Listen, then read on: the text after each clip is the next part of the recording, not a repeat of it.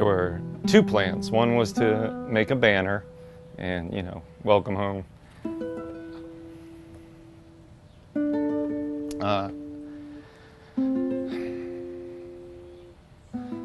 So my plan was for the last day that she was going to receive chemo treatment.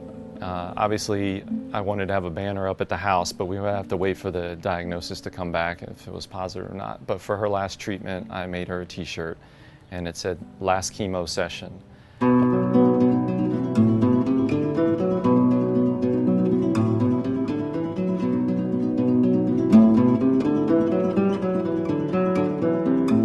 There was hope that at that point that it could be perhaps taken care of. They didn't really know. It was stage 3C, but everything seemed cleaned out and that they would start her on the heavy-duty chemo. Right. With such an attitude, she posted on Facebook, with the first one with her outfit and her mask that she had on, and she said she was ready to fight this, and there she is, sitting on the chemo chair, getting her first chemo and not knowing what to expect.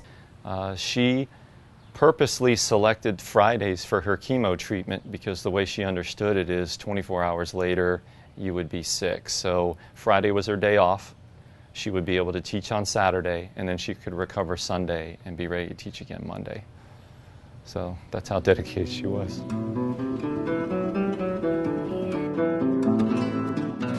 I just bring back all the memories that how she taught us, and I know that she's been here since 3, so she spends a long time, and she stays until 9:15. So she's kind of taught us that patience makes us a long way, and it shows us who we are.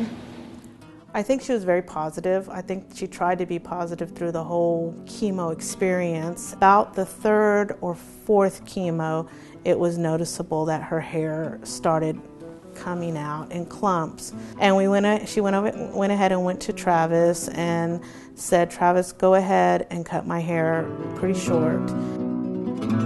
She didn't know how she was going to tell them. She, I guess, just decided.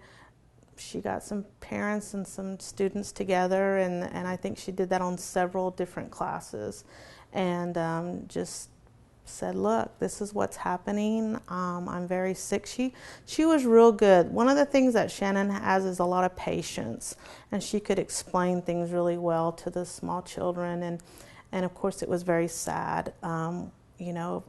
We didn't know how bad it was at that point. So the parents, obviously you need to take care of you, but they have to understand the studio is part of her, and that you can't separate the two. So by her taking care of herself was making sure that the kids and the faculty were taken care of as well. When they did the CAT scan, and what they were looking to find would be nothing, they didn't find that. They found several masses that were actually growing during the chemo. I remember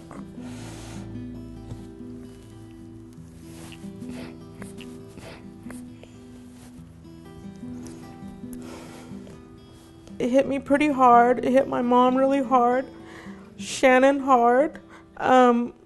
At that moment, I think that's where she really changed in the way she thought and her future, and she was scared. And she was just frantically crying. She was really upset, and I said, "What happened? What happened?" And she's like, "I know something's wrong. He won't tell me."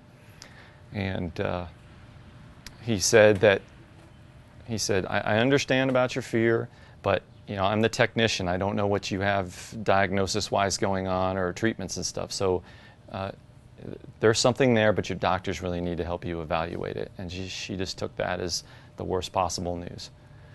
So we collected ourselves, and then we went back over to the hospital, and that's when we found out that the cancer treatment hadn't worked at all, and that in fact, the tumors had grown in size. So it's pretty rough. She said, "Look, I've got this show coming up in the end of May, and I need to make sure that goes on. And the doctors were listening to her, but they weren't making any promises. They said, that's going to be our goal, Shannon, is to get you to that dance review. And so she was kind of okay with that. So once the review was over, the plan was to close the studio.